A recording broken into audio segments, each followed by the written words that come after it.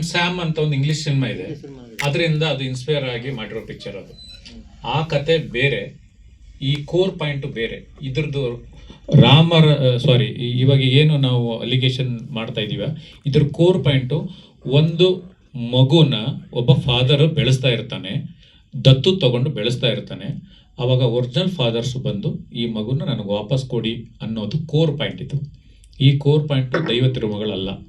ಈ core point Kudala Sangama ನಾವು ಮಾಡ್ಕೊಂಡಿರೋ ಕತೆ ಮತ್ತು ಲವ್ ಮಾಕ್ಟೆಲ್ 3 ಇವೆರಡರದ್ದು ಕೋರ್ ಪಾಯಿಂಟ್. ಆತ್ಮ ಎರಡು ಒಂದೇ, ಡೆಕೋರೇಷನ್ ಬೇರೆ ಬೇರೆ ಇದೆ. ಮತ್ತೆ ಅದನ್ನ ಹೇಳ್ತೀನಿ, ಮತ್ತೆ ಅವ್ರು ಬೆಳಿಗ್ಗೆ ಅದನ್ನ ಹೇಳಿದ್ರು, ಸೀನು ಬೇರೆ ಇದೆ, ಲೊಕೇಶನ್ ಬೇರೆ ಇದೆ, ಕ್ಯಾರೆಕ್ಟರ್ ಬೇರೆ, ಡೈಲಾಗ್. ಹೌದು ಸ್ವಾಮಿ, ನೀವು ಹೇಳೋದೆಲ್ಲ ಸತ್ಯ.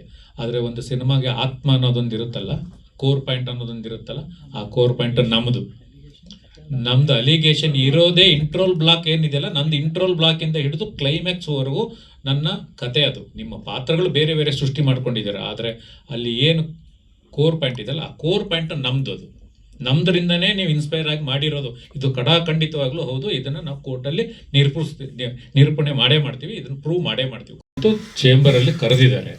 ಚೇಂಬರು ದೊಡ್ಡದು ನಮಗೆ, ಯಾಕೆಂದರೆ ನಮ್ಮ ಮದರ್ ಇದು ನಾವು ರೆಸ್ಪೆಕ್ಟ್ ಮಾಡ್ತೀವಿ. ಅವರು ಅಲ್ಲಿ ಯಾರು ಅಧ್ಯಕ್ಷರು ಕೂತ್ಕೊಂಡಿದ್ದಾರೆ ಅವ್ರಿಗೆ ನಾವು ರೆಸ್ಪೆಕ್ಟ್ ಮಾಡ್ತೀವಿ. ಅಲ್ಲಿ ಬರಲಿ. ಇಲ್ಲ ಲೀಗಲ್ ಆಗಿ ಫೈಟ್ ಮಾಡ್ತೀವಿ ಅಂದರೆ, ಲೀಗಲ್ ಆಗಿ ಫೈಟ್ ಮಾಡೋಕ್ಕೆ ನಾನು ಹೋದರೆ ಮುಗದೇ ಹೋಗ್ಬಿಡುತ್ತೆ. ಒಂದೇ ಒಂದು ಟಾಪಿಕ್ ಹೇಳ್ತೀನಿ ನಿಮಗೆ, ಬೇಡ ಬಿಡಿ ಇವಾಗ ನಿಮ್ಗೆಲ್ರಿಗೂ ಹೇಳಿ ಸರ್. ಆಮೇಲೆ ಅದು ಗೂಗಲ್ ಕತೆ ಅಂತ ಒಂದು 10-20 ಸಲ ಅವರು ಹೇಳಿದ್ದಾರೆ. ನಾನೀಗ ಗೂಗಲ್ ಕತೆ ಲಿಫ್ಟ್ ಮಾಡಿ ನಾನೀಗ ಅವರಿಗೆ ಕತೆ ಮಾಡೋದು, ನಾನು ಹೀರೋಗೆ ಅದನ್ನು ಯಾಕೆ ಹೇಳ್ತೀನಿ? ಈಗ ಒಂದು ಕತೆ ಹೇಳಿದ್ಮೇಲೆ, ಒಂದೂವರೆ ಗಂಟೆ ಕತೆ ಹೇಳಿದ್ಮೇಲೆ, ಸೊ ಲಿಫ್ಟ್ ಅಲ್ಲ, ಒಂದು ಸುಪ್ರೀಂ ಕೋರ್ಟ್ ಇನ್ಸಿಡೆಂಟ್ ಅದು ಎಲ್ಲರಿಗೂ ಗೂಗಲಲ್ಲಿ ಸಿಗುತ್ತೆ. ನಾವೀಗ 100 ಇನ್ಸಿಡೆಂಟ್ ಮೇಲೆ ಲೈಫಲ್ಲಿ ಕತೆ ಹುಟ್ಟೋದು ಯಾವುದೋ ಒಂದು ಘಟನೆಗಳ ಮೇಲೆ ಆಗುತ್ತೆ. ನಮ್ಮ ಪರ್ಸ್ನಲ್ ಬದುಕಲ್ಲಿರ್ಬೋದು, ಯಾವುದೋ ಒಂದು ಆಕ್ಸಿಡೆಂಟ್ ಮೇಲೂ ಆಗ್ಬೋದು, ಕೊರೋನಾ ಮೇಲೆ 108. ನೀವು ದುರಂಧರ್ ನೋಡಿದ್ರೆ ನಾನು ಆವಾಗಲೇ ಹೇಳಿದೆ, ಎಲ್ಲದು ರಿಯಲ್ ಇನ್ಸಿಡೆಂಟ್ಗಳ ಮೇಲೆ ಅದು.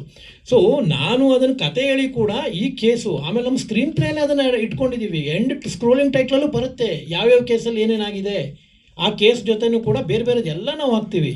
ಅದನ್ನು 10 ಸಲ ಗೂಗಲ್ ಕತೆ ಕದ್ದು ಗೂಗಲ್ನ ಅದನ್ನು ಒಬ್ಬ ಹೀರೋಗೆ 2 ನಿಮಿಷ ಕತೆ ಹೇಳೋಕ್ಕೆ ಹೋಗಲ್ಲ ಸರ್. ಒಬ್ಬ ನಿರ್ಮಾಪಕರ ಜೊತೆ ನಾವು ಒಂದು 2 ನಿಮಿಷ ಅದು ಯಾವುದೋ ಗೂಗಲ್ ಕತೆ ಹೇಳ್ಬಿಟ್ಟು ಅವ್ರಿಗೆ ಸಿನಿಮಾ ಒಪ್ಸೋಕ್ಕೆ ಒಂದು ಡೇಟ್ ತಗೊಳ್ಳೋಕ್ಕೆ ಯಾರೂ ಹೋಗಲ್ಲ. ಸೊ ಸುಮ್ಮನೆ ಅವರು ಅದನ್ನು ಡಿಫೆಂಡ್ ಮಾಡ್ಕೊಳಕ್ಕಾಗದೆ, ಸುಮ್ಮನೆ ಅವ್ರಿಗೊಂದು ರೀಸನ್ ಬೇಕಿತ್ತು ಎಲಿಗೇಷನ್ ಮಾಡೋಕ್ಕೆ, ಅದು ಎಲಿಗೇಷನ್ ಮಾಡಿದ್ದಾರೆ. ಆ ಥರ ಇದ್ದಿದ್ದು ನಾನು ಅವ್ರಿಗೆ ಹೈಡ್ ಮಾಡ್ತಿದ್ದೆ. ಅದು ನಾನು ಗುರು ದೇಶಪಾಂಡೆ ಅವ್ರಿಗೂ ಹೈಡ್ ಮಾಡಲಿಲ್ಲ, ರಮೇಶ್ ಅರವಿಂದರಿಗೂ ಹೈಡ್ ಮಾಡಲಿಲ್ಲ, ಯಾರಿಗೂ ಮಾಡಲಿಲ್ಲ, ಎಲ್ಲದೂ ತೋರಿಸಿದ್ವಿ ನಾವು. ಅದು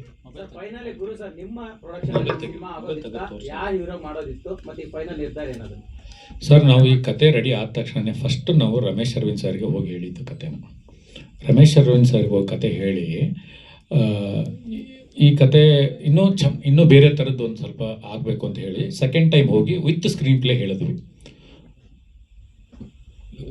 ರಘು, ಅದ್ರ ಮೇಲೆ ಇನ್ನೊಂದಿದೆಯಲ್ಲ, ವಿತ್ ಲಿಂಕ್ ಕಳಿಸ್ತಿರಲ್ಲ ನೀವು, ನನಗೆ ಕಳಿಸಿದ್ದು ಅದಾದ್ಮೇಲೆ ಡೆವಲಪ್ ಆಯ್ತು ಏನಂತಂದ್ರೆ, ಅದ್ರೊಳಗಡೆ ಒಂದು lawyer character is very very important character ಅಂತ ಬಂತದು. ಆ ಲಾಯರ್ ಕ್ಯಾರೆಕ್ಟರ್ ತುಂಬ ಇಂಪಾರ್ಟೆಂಟ್ ಅಂತಂದಾಗ ನಾನು ರಮೇಶ್ ಸರ್ನ ಮತ್ತು ಶಿವಣ್ಣ ಅವ್ರನ್ನ ಕಾಂಬಿನೇಷನ್ ಮಾಡಿದ್ರೆ ತುಂಬ ಚೆನ್ನಾಗಿರುತ್ತೆ. ಯಾಕೆಂದರೆ ನಮ್ಮೂರ ಮಂದಾರವೇ ಆದಮೇಲೆ ಅವರಿಬ್ಬರು ಕಾಂಬಿನೇಷನ್ನೇ ಮಾಡಿಲ್ಲ. ಆ ಕಾಂಬಿನೇಷನ್ ಮಾಡಿ ಸಿನಿಮಾ ಮಾಡಿದರೆ ಈ ಪಿಕ್ಚರ್ ಚೆನ್ನಾಗಿರುತ್ತೆ. ಟೈಟ್ಲ್ ಬೇರೆ ಕೂಡಲ ಸಂಗಮ ಅಂತ ಇಟ್ಟಿದ್ದೀವಿ ಅಂತ ಅಂದ್ಕೊಂಡ್ವಿ. ಅದಾದಮೇಲೆ ಬಜೆಟ್ಟು ತುಂಬ ಮೀರಿತು, ಆ ಬಜೆಟ್ ಮಾಡೋಕ್ಕಾಗಲ್ಲ ಅಂತಂದಾಗ ಸರಿ, ನಮಗೆ ತುಂಬ ಹತ್ತಿರದ ಡಾರ್ಲಿಂಗ್ ಕೃಷ್ಣ ಅವರು, ಸರಿ ಡಾರ್ಲಿಂಗ್ ಕೃಷ್ಣ ಇಟ್ಕೊಂಡೆ ಮಾಡೋಣ ಸ್ವಲ್ಪ ಕಮ್ಮಿ ಇದರಲ್ಲಿ ಅಂತ. ಆಮೇಲೆ ಡಾರ್ಲಿಂಗ್ ಕೃಷ್ಣ ಅವರು ಕತೆ ಹೇಳಿದ್ದು. ಇಷ್ಟೇ ವಿಷಯ. ಅದು ಓಪನ್ ಮಾಡಿ ತೋರಿಸಿ. ಹಾಂ, ಶರಣ್ ಅವ್ರಿಗೂ ಹೇಳಿ ನೋಡಿ. ಅವರಿಗೆ ಅದರಲ್ಲಿ ಕೆಳಗಡೆ ಇದು ಇದೆಯಾ ಅದ್ರದ್ದು ಸರ್. ಈಗ ಅಲ್ಟಿಮೇಟ್ಲಿ ನೀವು ಚೇಂಬರ್ ಹೋದ್ರು ಕೂಡ ಇಲ್ಲಾದ್ರೂ ಕೂಡ ನೀವು ಒಂದೇ ಬೇಡಿಕೆ, ಅವರು ಟೈಟ್ಲ್ ಕಾರ್ಡಲ್ಲಿ ಕೋಡ್ ಹೇಳ್ಕೊಂಡು ಹೆಸರು ಬೇಕು ಅಂತ ಕತೆ ನಾವು ಇನ್ಸ್ಪೈರ್ ಆಗಿದ್ದೀವಿ ಅವರಿಂದ ಅಂತ ಒಪ್ಕೊಂಡು ಒಬ್ಬ ರೈಟರ್ಗೆ ಬೆಲೆ ಕೊಡಿ.